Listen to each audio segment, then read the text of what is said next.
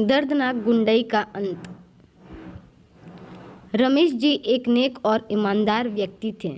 रमेश जी के छोटे भाई शिव प्रताप की 2 संतान थीं।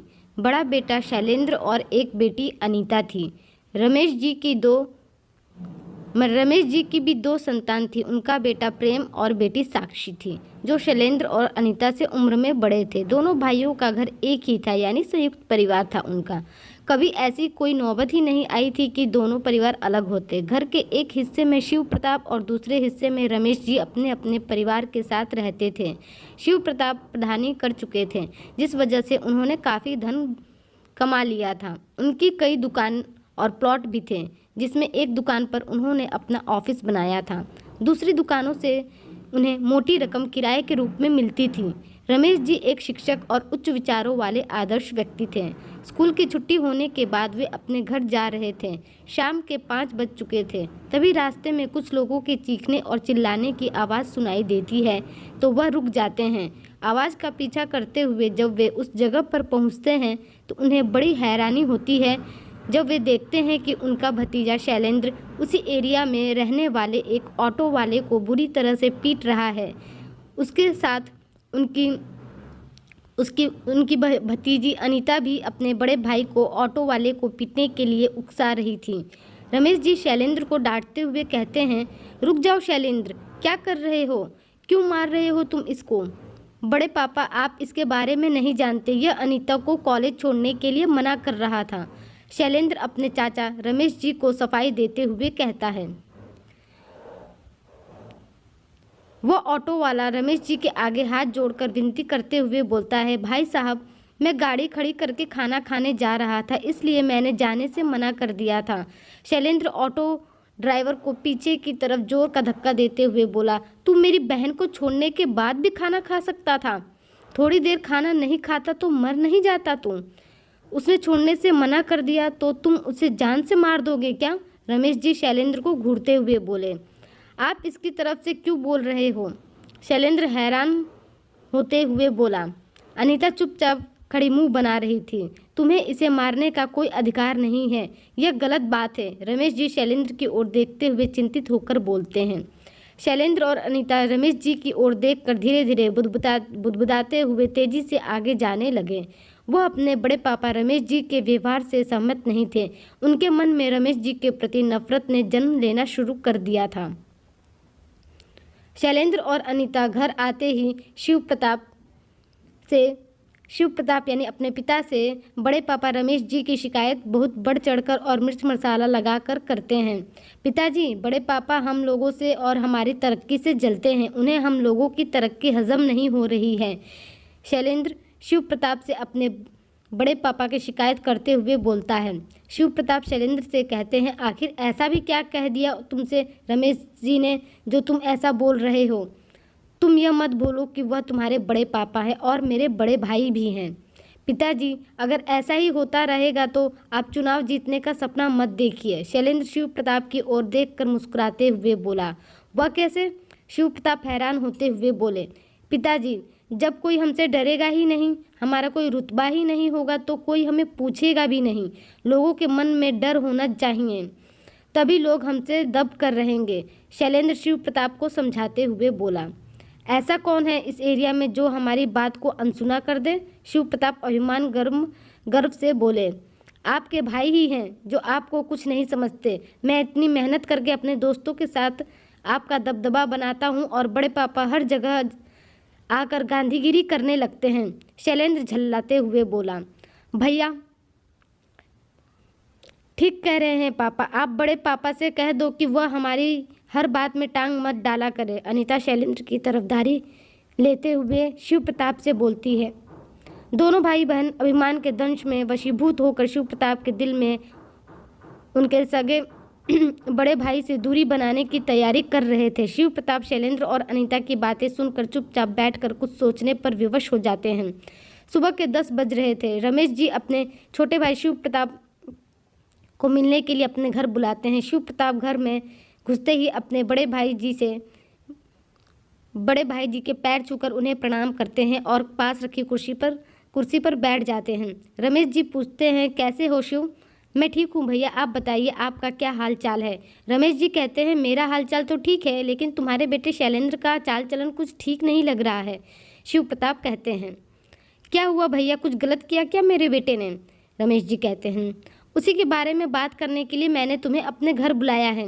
रमेश जी कहते हैं शैलेंद्र की राह गलत हो चुकी है। वह दिन भर सड़कों पर दूसरे लोगों से मारपीट करता है, दोस्तों के साथ गाड़ी पर इधर उधर घूमता है, शोर शराबा करता है। अच्छे घर के बच्चे भला ऐसा करते हैं क्या? उन्हें ऐसा करना शोभा देता है? तुम मुझसे कुछ समझाते क्यों नहीं? रमेश जी गहरी सांस लेते हुए एक बार में सब बोल जाते हैं। शिव प्रताप कहते हैं आखिर आप चाहते क्या हैं भैया? शैलेंद्र हमारा ही बेटा है। अगर वह इस उम्र में यह सब नहीं करेगा तो लोगों के मन में हमारे लिए डर कैसा होगा? डर कैसे होगा? हमारा रुतबा कैसे बनेगा इस शहर में? फिर हमारी क्या औकात रह जाएगी इस शहर में, इस एरिया में? कभी आपने सोचा है?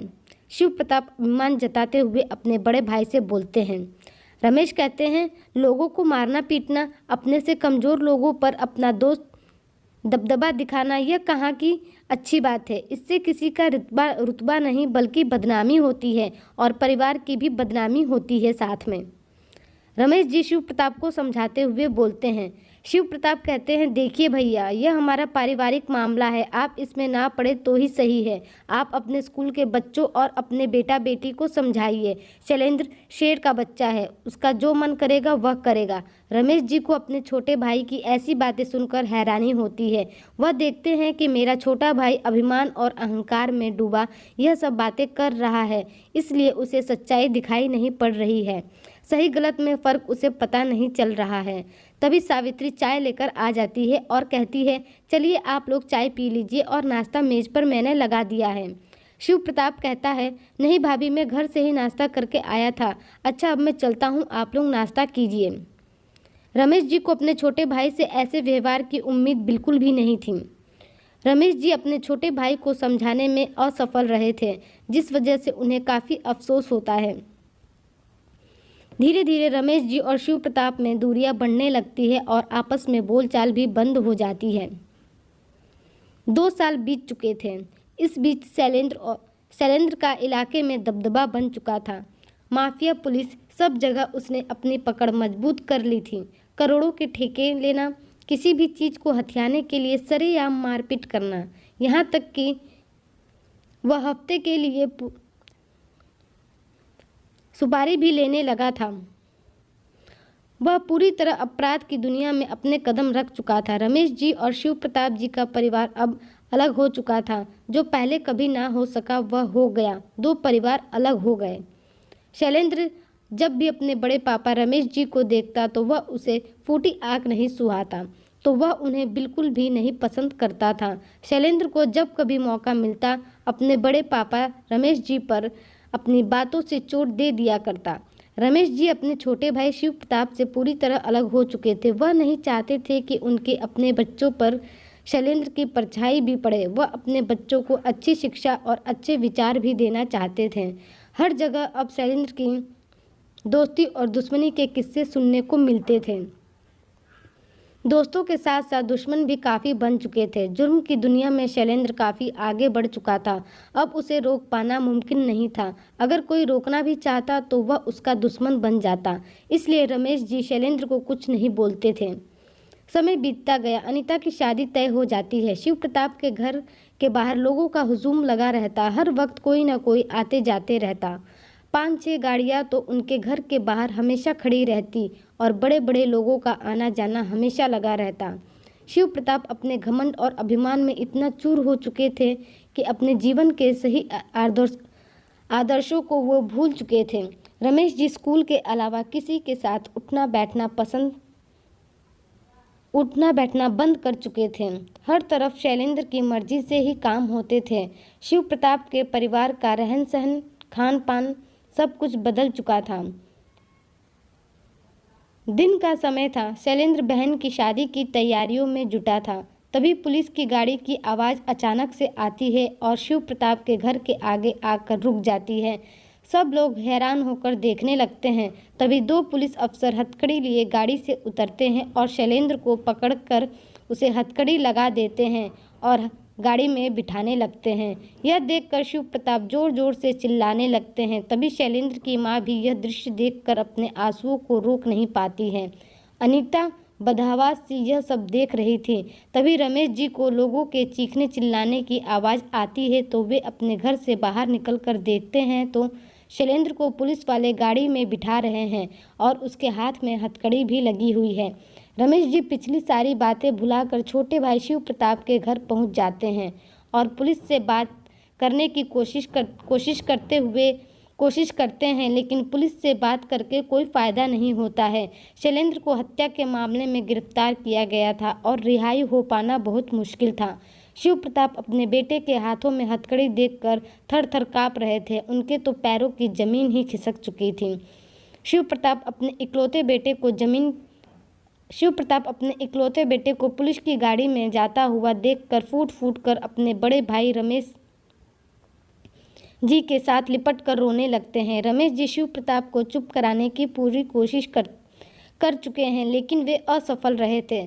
शिव प्रताप कहते हैं, यह सब मेरी वजह से हुआ है। मेरा बेटा मेरी वजह से आज सलाखों के पीछे चला गया और मैं देखता रह गया, कुछ न कर सका। मैं ही जिम्मेदार हूँ उसकी हालत का। रमेश जी कहते हैं, शिव अगर तुम सही समय पर अपने बेटे को रोक लेते तो आज यह सब नहीं होता। शिव प्रताप कहते हैं, हाँ भैया, यह सब मेरी ही गलती का नतीजा है। मैं अपने झूठे अभिमान में यह भूल चुका था कि गलत का अंत गलत ही होता है। शिव प्रताप अपने को कोसने लगते हैं कि मेरी वजह से ही यह सब हुआ है। मैं उसे गलत काम करने से रोक देता तो आज यह दिन नहीं देखना पड़ता। मैं उसके गलत कामों में उसका साथ देता गया, उसका हौसला बढ़ाते गया। काश अनीता का भी घमंड चूर हो चुका था। भाई का ऐसा हाल देखकर वह स्तब्ध रह गई थी, लेकिन अब काफ़ी देर हो चुकी थी। आंसू बहाने के अलावा अब कोई कुछ नहीं कर सकता था। रमेश जी मन ही मन सोचते हैं कि काश शिव ने अपने बेटे शैलेंद्र को सही समय पर गलत काम करने से रोक लिया होता, तो काश बेटे के गलत काम करने पर शिव ने अपने बेटे का उत्साह न बढ़ाया होता, तो हौसला न दिया होता, तो आज यह सब नहीं होता।